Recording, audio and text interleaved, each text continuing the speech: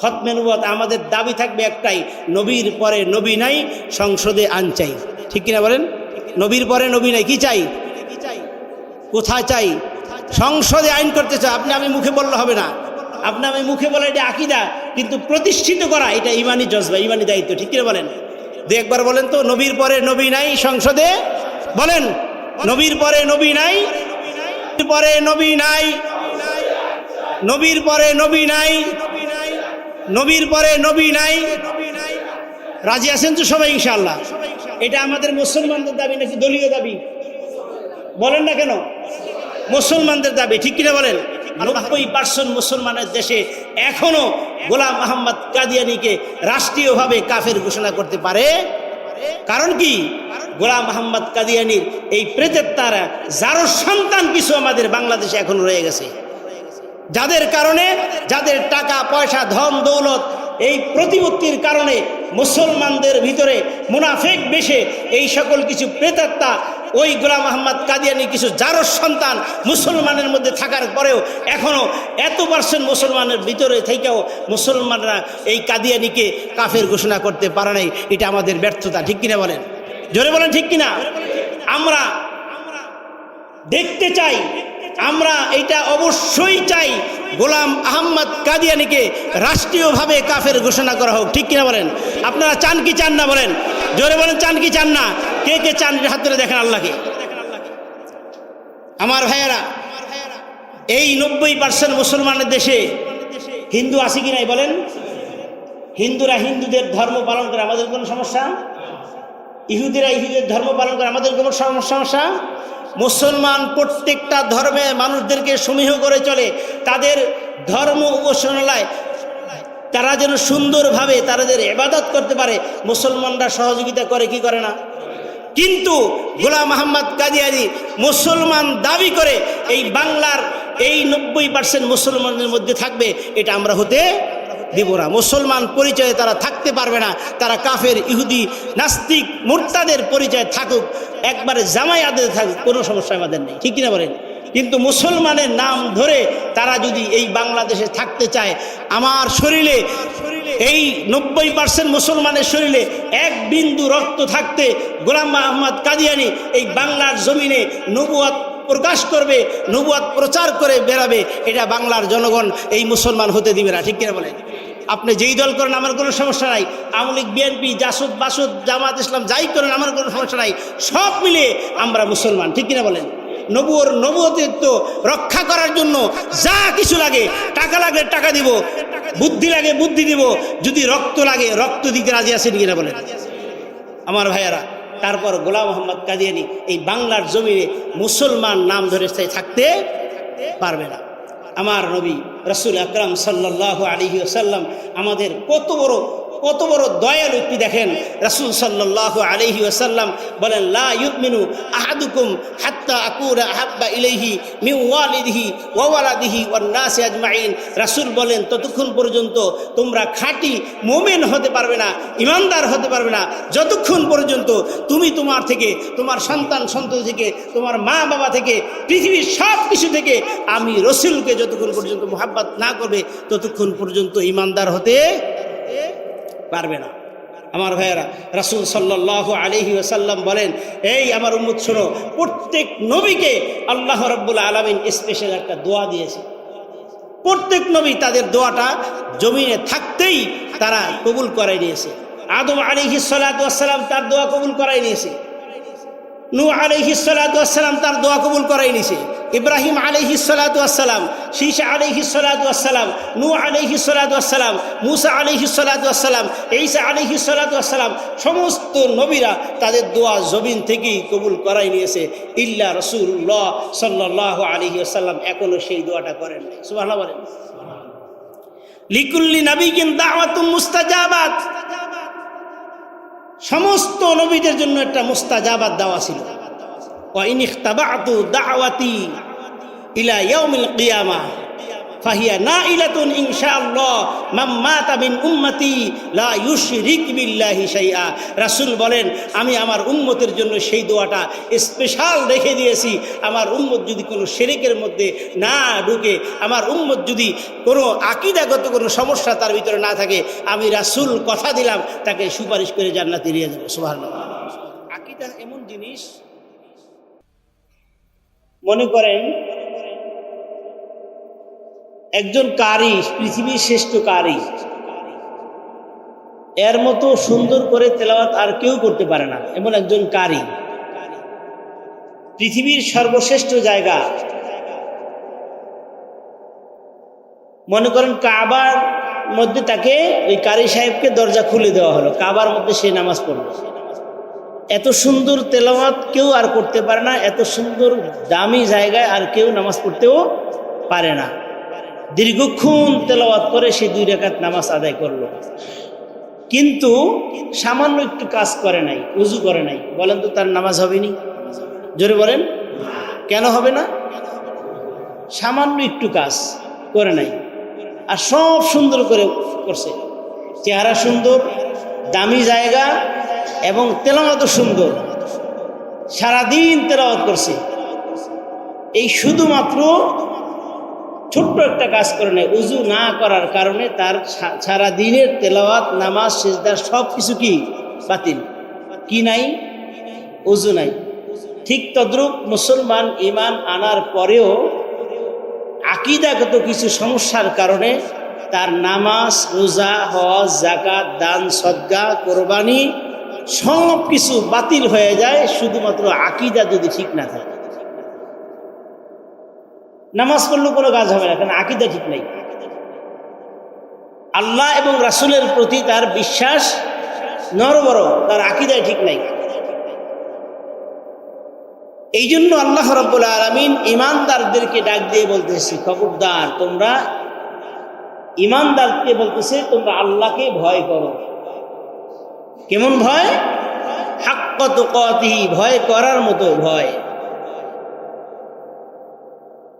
রাসূল আকরাম সাল্লাল্লাহু আলাইহি ওয়াসাল্লাম হাক্ক তুকাতিহির ব্যাখ্যা করেছেন এভাবে, মা আতাকুম রাসূলু ফাখুযুহু ওয়া মা নাহাকুম আনহু ফান্তাহু। আল্লাহ এবং আল্লাহ রাসূল যা নিয়ে আসছেন তা বিনা শর্তে, প্রশ্ন ছাড়া গ্রহণ করা, যা করতে নিষেধ করছেন কোনো প্রশ্ন ছাড়াই ওই নিষেধকৃত জিনিসগুলা মেনে নেওয়ার নামই হচ্ছে আল্লাহকে ভয় করার মতো ভয় করা। তো এই ঈমানদারদেরকে বলতেছেন, ওয়ালা তামুতুন্না, খবরদার তোমরা মৃত্যুবরণ করিও না। হ্যাঁ, করিও, ইল্লা ওয়া আনতুম মুসলিমুন, মুসলমান না হয়ে তোমরা মৃত্যুবরণ করিও না। তাহলে বোঝা যায় ঈমান আনলেই মুসলমান হওয়া যায় না। এখন আপনার ভিতরে আমার ভিতর ঈমান আছে কিনা এটা আমরা কেমনে বুঝবো?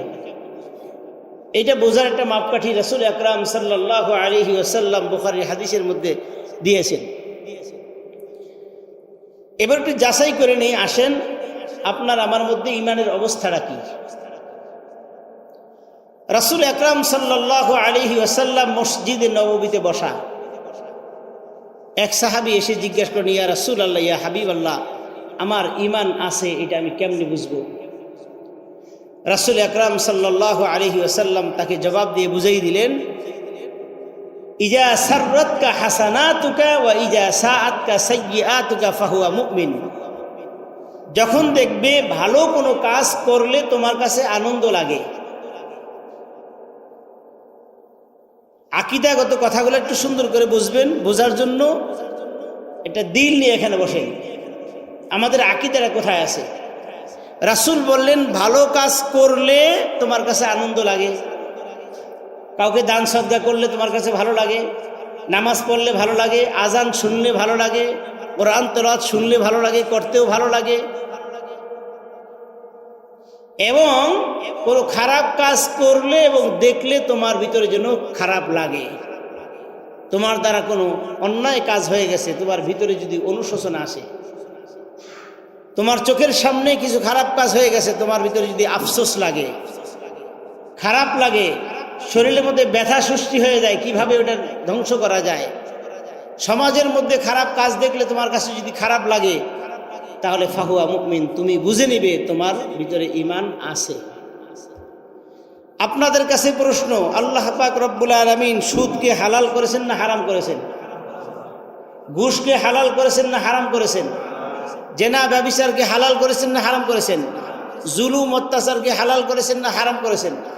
এই সকল কাজ যাদেরকে করলে যাদের কাছে ভালো লাগে, তারা কি ঈমানদার না বেঈমান? জোরে বলেন। যারা ঘুষ নিলে তাদের কাছে ভালো লাগে, সুদ নিলে ভালো লাগে, জেনা ব্যভিচার অত্যাচার এগুলা দেখলে করলে ভালো লাগে, তারা ঈমানদার না বেঈমান? জোরে বলেন। তাহলে আজকের এই আলোচনা বেঈমানের জন্য না, ঈমানদারদের জন্য। ভালো করে বুঝবেন। আল্লাহ রাব্বুল আলামিন কেন বললেন মুসলমান না হয়ে মৃত্যুবরণ করিও না? এটা তো কাফেরদেরকে বলতে পারতেন, ঠিক কিনা বলেন? বলছে কাদেরকে? ঈমানদারদেরকে বলছে, ইল্লা ওয়া আনতুম মুসলিমুন। তাহলে আমরা জেনে নিলাম ঈমানের মাপকাঠি কি। ভালো কাজ করলে ভালো লাগে, খারাপ কাজ দেখলে খারাপ লাগে, তাহলে বুঝতে হবে আমার মধ্যে ঈমান আছে।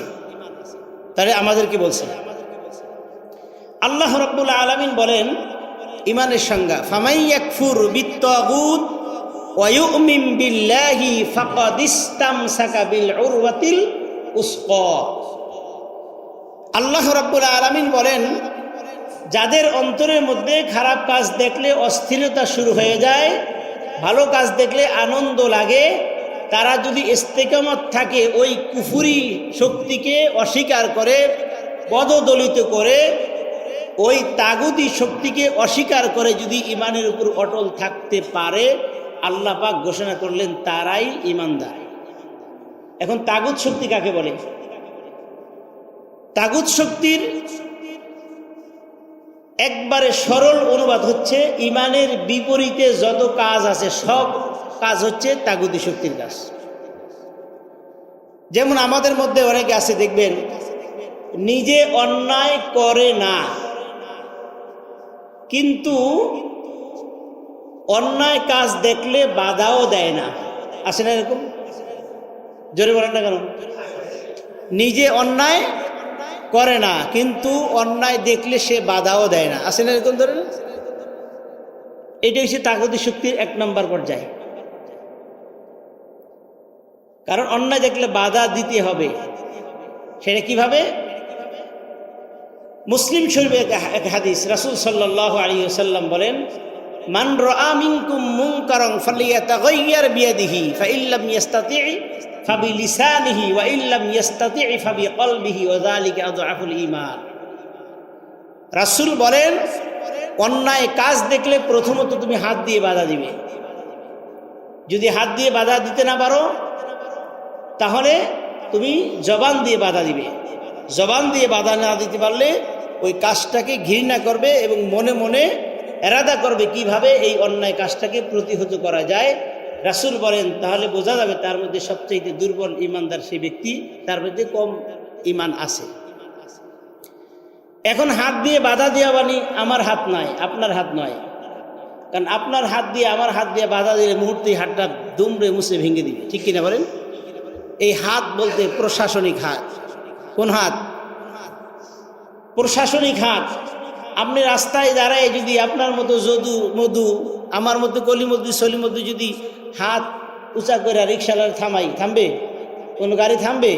কারণ আপনারা চেনে কেন, আপনার ভিতরে কোনো পোশাকই নাই। কিন্তু যদি প্রশাসনিকভাবে কোনো পুলিশ অথবা কোনো ট্রাফিক পোশাক পরে ওখানে যদি শুধু এইভাবে হাতটা উঁচা করে, মন্ত্রী হোক, মিনিস্টার হোক, যত বড় ক্ষমতাধর হোক, সে গাড়ি থামাইতে বাধ্য কি বাধ্য না বলেন? কারণ কি? প্রশাসনিক হাত আছে এখানে। অতিক্রম করলে কি হবে? মামলা হয়ে যাবে। ঠিক তদ্রূপভাবে অন্যায় দেখলে হাত দিয়ে বাধা দেওয়া মানে কি? প্রশাসনিক হাত দিয়ে বাধা দেওয়া। তাও যদি না পারেন, আপনি জবান দিয়ে বাধা দিতে পারবেন। আমি জবান দিয়ে বাধা দিতে গেলে জবান বন্ধ করে দিতে পারে, স্তব্ধ করে দিতে পারে, এমন মুনাফিক আমাদের দেশে আছে কি নাই? আছে। তাহলে এই মুখ দিয়ে বাধা দেওয়া মানে সংবাদ সম্মেলন করেন তার ওই ব্যাপারে। সমস্ত মানুষকে জড়ো করে আপনি সংবাদ সম্মেলন করেন, ছড়াই দেন এই অন্যায়ের কথা সব জায়গায়। 3 নম্বর, যদি সেটাও না পারেন, মনে মনে চিন্তা করে করতে হবে কিভাবে এটাকে দমন করা যায়। তার মানে এই নয় অন্যায় কাজ দেখলে আপনি আস্তাগফিরুল্লাহ বলে মুখটা ঘুরাই নিয়ে মসজিদে গিয়ে তাহাজ্জুদে দাঁড়াই যাবেন আর আল্লাহ সব কবুল করবে, এরকম না। যে কোনোভাবে আপনি অন্যায় প্রতিহত করার চেষ্টা করতে হবে। আল্লাহ রাব্বুল আলামিন বলেন, তাগুতের প্রথম সিঁড়ি হচ্ছে নিজে অন্যায় করে না, কিন্তু অন্যায় কাজ দেখলে বাধাও দেয় না। 2 নম্বর হচ্ছে নিজে অন্যায় করে না, কিন্তু অন্যায় কাজটা দেখলে ওইটাকে আরো প্রচার করার জন্য বাতাস দিয়ে থাকে। আছে কি না এরকম? বাতাস দেয় মানে কি, এখানে গানের আসর হবে মনে করেন, আপনার কাছেও আসে নাই, আপনার কাছেও ভালো লাগে, আপনি বাধাও দিলেন না, কিন্তু চাঁদা নিতে এসে আপনি কি করলেন? গান মিলানের জন্য, মেলা মিলানের জন্য আপনি কি করলেন? চাঁদা দিয়ে দিলেন। তার মানে অন্যায় কাজকে আপনি কি করলেন? সহযোগিতা করলেন। 3 নম্বর পর্যায়ে আছে নিজে অন্যায় কাজ করবে, অন্যকে দিয়ে করাইবে, যদি কেউ বাধা দেয় তাকে ধরে জেলখানায় ভরবে। এই ধরনের মুনাফিক আছে কি নাই? তাগতিক শক্তির সবচেয়ে উচ্চ পর্যায়ে এটা, নিজে অন্যায় করবে, অন্যকে দিয়া করাইবে, যদি কেউ বাধা দিতে আসে তাকে কি করবে? জেল, জুলুম, অন্যায়, অত্যাচার, গুম করবে, নয় খুন করবে, আর নয় দেশ থেকে তাড়াই দেবে। আল্লাহ রাব্বুল আলামিন বলেন, ফামাইয়াকফুর বিত্তাগুত ওয়া ইউমিন বিল্লাহ, এই সকল তাগুতকে পদদলিত করে নিশ্চিহ্ন করে দেওয়ার জন্য যারা এরাদা করবে এবং ওই তাগুতি শক্তির বিরুদ্ধে দাঁড়াই যাবে, আল্লাহ রাব্বুল আলামিন তাদেরকে ঈমানদার ঘোষণা করবেন। সুবহানাল্লাহ বলেন। এই ঈমানদারকে আল্লাহ রাব্বুল আলামিন বলতেছেন, ওয়ালা তামুতুন্না ইল্লা ওয়া আনতুম মুসলিমুন, খবরদার খবরদার মুসলমান না হয়ে মৃত্যুবরণ করিও না। আমাদের মরণ আসেনি, জোরে বলেন। কার কার মরণ হবে একটু হাত তুলে দেখেন তো। বোঝে নাই কার কার মরণ হবে না, একটু দেখান তো কেই পারলে। সবার মরণ হবে, ঠিক কিনা বলেন?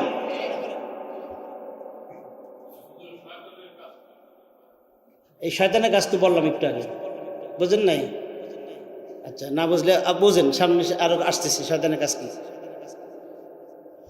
ইজা জা আজালুহুম লা ইস্তাখিরুনা সাআতাও ওয়া লা ইস্তাকদিমুন, মৃত্যু যখন যার যেভাবে লেখা আছে সেখানে হবেই, এর থেকে বাঁচার কোনো পথ নাই। কেউ যদি বলেন যে আমি অমুকের পুত্র, আমি প্রেসিডেন্টের পুত্র, বা আমি প্রেসিডেন্ট, আমি সারা পৃথিবী আমার কথায় চলে, তার জন্য মনে একটু এদিক সেদিক আছে নাকি?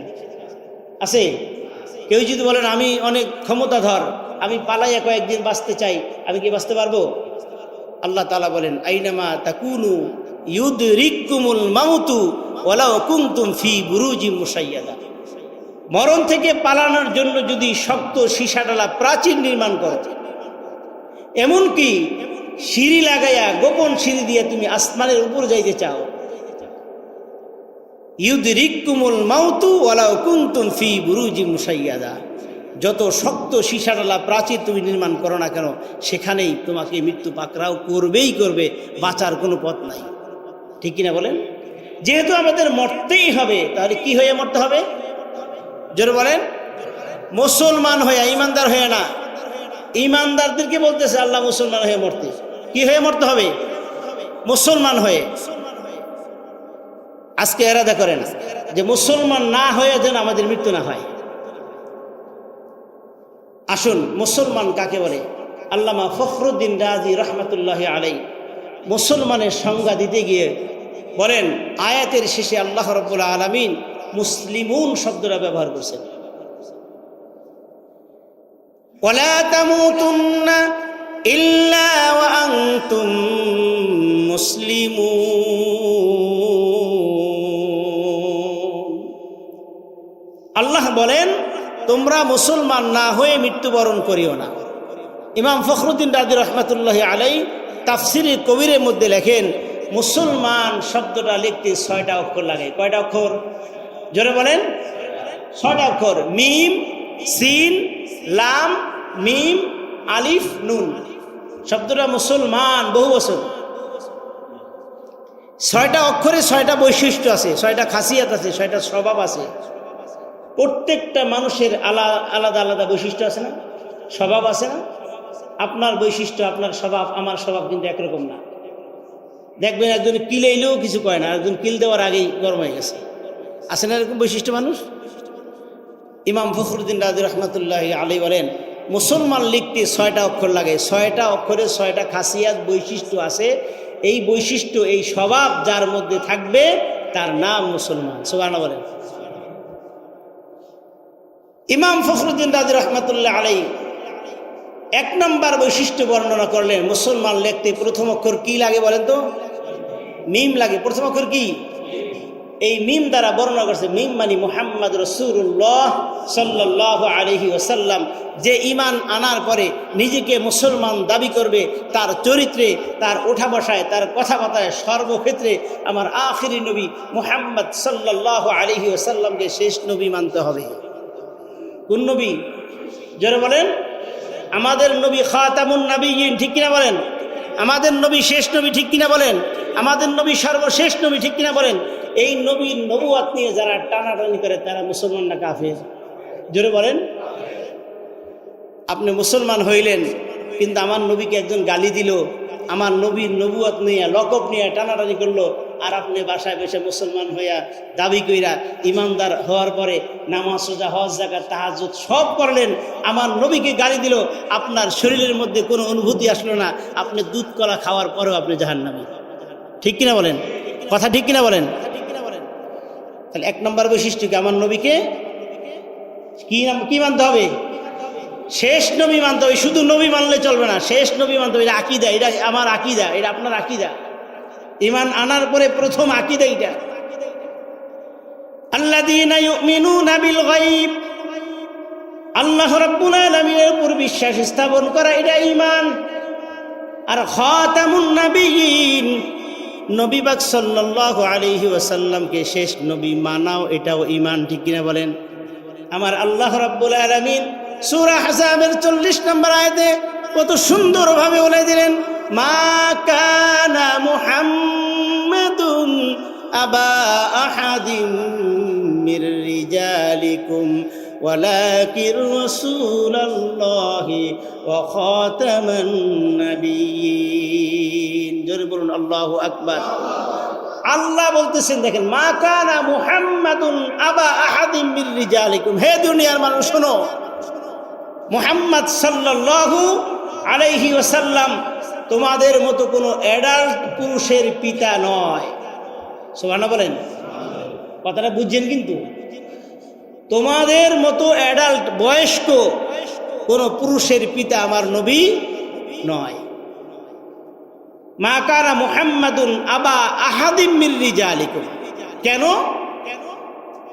কেন তোমাদের মতো অ্যাডাল্ট পুরুষের পিতা নয়? কেন? দেখবেন,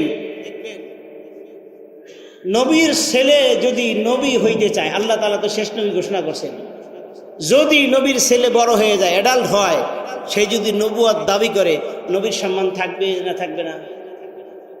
থাকবে না। কারণ নবীর ছেলে নবুয়ত দাবি করছে, তাহলে নবীর সম্মান থাকবে না, খাতামুন নবীর সম্মান থাকবে না। নবীর ছেলে নবী দাবি করছে, নবীর সম্মানও শেষ। ঠিক কিনা বলেন?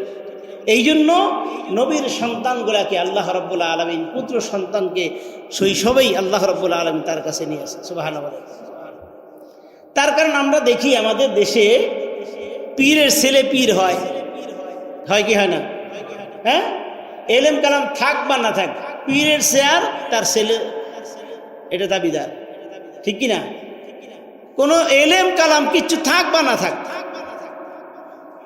পীরের ছেলে পীর, সুন্নতি কোনো আমল তার মধ্যে থাক বা না থাক,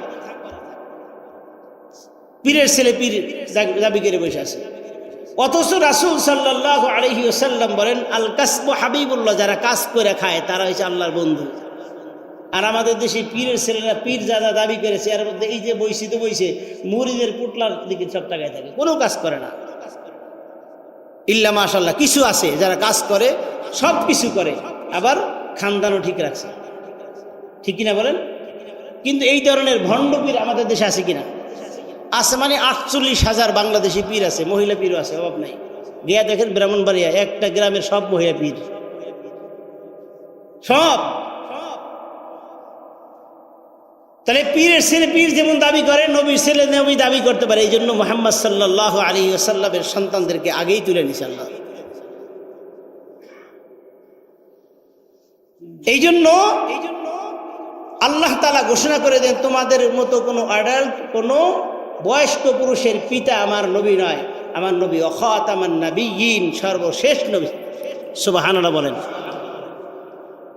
আমার মুসলমান ভাইয়েরা, আপনি নবীকে নবী মানলেন, কিন্তু শুধুমাত্র কেবলমাত্র 6666 আয়াতের মধ্যে একটা শব্দ মানলেন না, খাতাম, এই শব্দটা মানলেন না। খ আলিফ তামিম, এই 4টা অক্ষর মানলেন না। এই 4টা অক্ষর না মানার কারণে আপনি মুসলমান থাকলেন না, আপনি কাফের হয়ে গেলেন। ঠিক কিনা বলেন? শুধুমাত্র কেবলমাত্র, ভালো করে বুঝবেন কথাটা, আপনি আমি যদি এই খাতাম শব্দটা না মানার কারণে আপনি আমি যদি কাফের হয়ে যাই, আকীদাগত কাফের হয়ে গেলাম। কিন্তু আল্লাহ রাব্বুল আলামিন আমাদের উপর সুদ, ঘুষ, জিনা, ব্যভিচার হারাম করে দিয়েছেন। ঠিক কিনা বলেন? জানার পরেও যারা এই গুনাহগুলা করবে, আমার ভাইয়েরা আপনারা বলুন তো, তারা কি কাফের নাকি মুসলমান থাকে? জানার পরেও সুদ খায়, ঘুষ খায়, জিনা করে, তার মানে আমার আল্লাহর সাথে যুদ্ধ ঘোষণা করছে। ঠিক কিনা বলুন?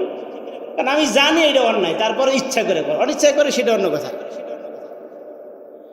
খাতাম, এই 4টা অক্ষর না মানলে যদি কাফের হয়ে যায়, আল্লাহ তাআলা নিষিদ্ধ জিনিসগুলো জানার পরেও যদি করে, সে অবশ্যই কাফের হয়ে যায়। আমার আল্লাহ রাব্বুল আলামিন সূরা আলে ইমরানের 90 নম্বর আয়াতে বলতেছেন, ইন্নাল্লাযীনা কাফারু বা'দা ঈমানিহিম সুম্মা ইজদাদু কুফরা লান তুকবালা তাওবাতুহুম। ভালো করে বুঝেন কথাটা। আল্লাহ তাআলা বলেন, ইন্নাল্লাযীনা কাফারু, নিঃসন্দেহে যারা কুফরি করবে, খারাপ কাজ করবে, অর্থাৎ কবিরা গুনাহ করবে, বা'দা ঈমানিহিম, ঈমান আনার পরে। ঈমান আনার একবার সরল অনুবাদ, বাসায় গিয়ে মিলাই দেখেন, সূরা আলে ইমরানের 90, 91, 92 নম্বর। আল্লাহ বলতেছেন, যারা ঈমান আনার পরেও কবিরা গুনাহ করবে, কুফরি করবে, আল্লাহ রাব্বুল আলামিন ইচ্ছা করে যারা এই গুনাহগুলা করবে তাদেরকে আরো বেশি গুনাহ করার জন্য পথ পরিষ্কার করে দেয়। নাউযুবিল্লাহ বলেন। সুম্মা ইজদাদু কুফরা, আল্লাহ তাআলা বাড়াই দেয় কুফরি কাজ করার জন্য। কিন্তু লাং তুকবালা তাওবাতুহুম, কঠিন কালেও আল্লাহ তাআলা তাদের তওবা কবুল করবে না, ইচ্ছা করে গুনাহ করবে। পরে আরো কঠিন, ইন্নাল্লাযীনা কাফারু ওয়া মাতু ওয়া হুম কুফফার ফালান ইউকবালা মিলউল আরদি যাহাবান ওয়ালাউ ইফতাদা বিহি। আল্লাহ রাব্বুল আলামিন বলেন, যারা ঈমান আনার পরে কবিরা গুনাহ করবে, ইচ্ছা কইরা কুফরি করবে, ইচ্ছা করে, ওমাতু ওয়া হুম কুফফার, তওবা করতে পারে নাই, ওই অবস্থায় মৃত্যুবরণ করলো, ফালান ইউকবালা মিন আহাদিহিম মিলউল আরদি যাহাবান ওয়ালাউ ইফতাদা বিহি। কবিরা গুনাহ করার পরে তওবা ছাড়াই যারা মৃত্যুবরণ করে ফেললো, পৃথিবীর মধ্যে যদি জমিন থেকে আসমান পর্যন্ত স্বর্ণ রূপা দিয়া ভর্তি করে এর জরিমানা দেওয়া হয়, আমার আল্লাহ রাব্বুল আলামিন কবুল করবে না। কিন্তু যদি কেউ জাহালাতের কারণে করে, ইন্নামাত তাওবাতু আলাল্লাহি লিল্লাযীনা ইয়ামালুনা আস-সুআ বিজাহালাহ। সূরা নিসার 17 নম্বর আয়াতের মধ্যে আমার আল্লাহ রাব্বুল আলামিন বলেন, ইন্নামাত তাওবাতু আলাল্লাহি লিল্লাযীনা ইয়ামালুনা আস-সুআ বিজাহালাহ। কেউ যদি অন্যায় কাজগুলা করে, কবিরা গুনাহগুলা করে, বিজাহালাতিন, মূর্খতার কারণে, তো বুঝে নাই, অনিচ্ছাকৃত যদি করে, আমার আল্লাহ রাব্বুল আলামিন, ইন্নাল্লাহা তাওয়াবুর রহিম, আমার আল্লাহ রাব্বুল আলামিন তওবা গ্রহণকারী। সুবহানাল্লাহ বলেন।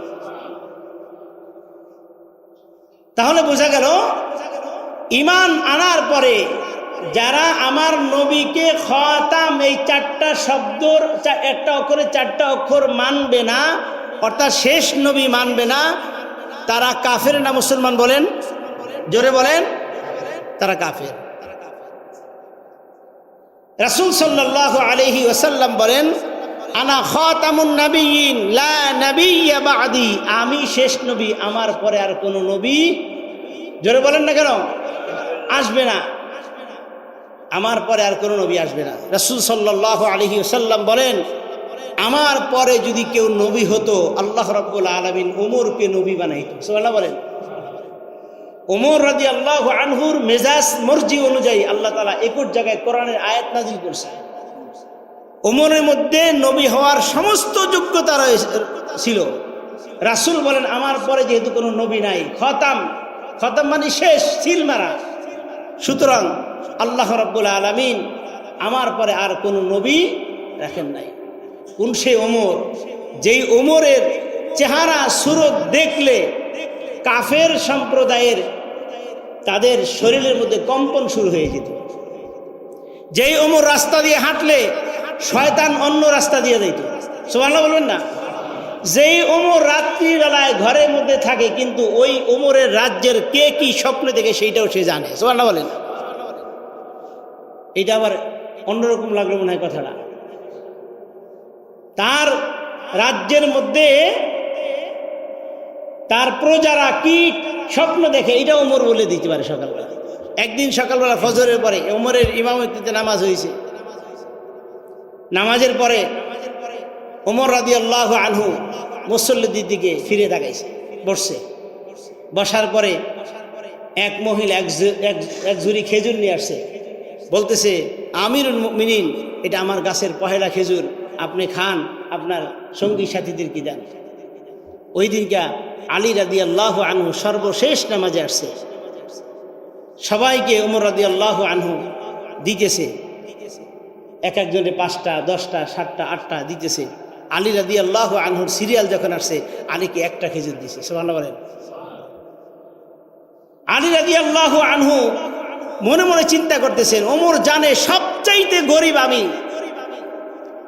এই মুহূর্তে আমার ঘরে কোনো খাবারও নাই, কিন্তু সে ইচ্ছা করলে ঝুড়ির মধ্যে আরো খেজুর ছিল, আমাকে দিতে পারত, কিন্তু সে আমাকে একটা খেজুর দিল, কারণ কি?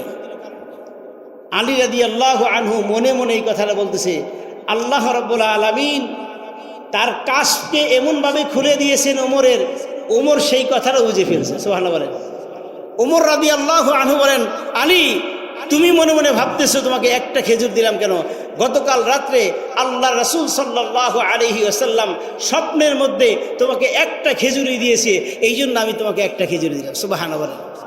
আলী রাদিয়াল্লাহু আনহু ওই দিন নামাজে আসতে দেরি হওয়ার কারণ হচ্ছে রাসূল সাল্লাল্লাহু আলাইহি ওয়াসাল্লাম স্বপ্নের মধ্যে আলী রাদিয়াল্লাহু আনহুকে একটা খেজুর দিয়েছিলেন। ঘুম থেকে ওঠার পরে আলী দেখেন তার মুখের মধ্যে খেজুরের বিচি এখনো রয়ে গেছে। এই সেই ওমর। রাসূল বলেন, আমার পরে যদি কেউ নবী হতো ওমর নবী হতো। যেহেতু আল্লাহ নবী বানাইবেন না, সুতরাং আমি শেষ নবী, লা নাবিয়্যা বা'দি, আমার পরে আর কোনো নবী নাই। রাসূল সাল্লাল্লাহু আলাইহি ওয়াসাল্লাম বলেন, আমার ইন্তেকালের পরে মিথ্যা নবুয়তের দাবিদার হবে কমপক্ষে 30 জন, তার মধ্যে 28-29 জন হয়ে গেছে। সর্বশেষ দাবি করলো মির্জা গোলাম আহমদ কাদিয়ানী। জোরে বলেন নাউজুবিল্লাহ। মির্জা গোলাম আহমদ কাদিয়ানী এই শেষ নবী দাবি করলো। তৎকালীন সময়ে শাহ আতাউল্লাহ বুখারী রহমতুল্লাহি আলাইহি তাকে মোনাজারের জন্য ডাকা হলো। তুমি যে শেষ নবী দাবি করছো, তোমার পক্ষে দলিল দাও। দলিল নিয়ে আসছে। প্রথম দলিল দিতেছে শাহ আতাউল্লাহ বুখারী রহমতুল্লাহ আলাইহি জিজ্ঞেস করেন, তুমি যে শেষ নবীর দাবি করো, নবুয়ত দাবি করো, তোমার দলিল কি?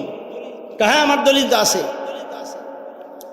শাহ আতাউল্লাহ বুখারী রহমতুল্লাহ আলাইহি বলেন, আমার নবী মুহাম্মদ রাসূলুল্লাহ সাল্লাল্লাহু আলাইহি ওয়াসাল্লাম সর্বশেষ নবী হবেন। আল্লাহ রাব্বুল আলামিন কোরআনুল কারীমের মধ্যে প্রমাণ রেখে দিয়েছেন নবীর পরে আর কোনো নবী নাই। তুমি যে নবী দাবি করছো, তোমার পক্ষে যুক্তি দেখাও।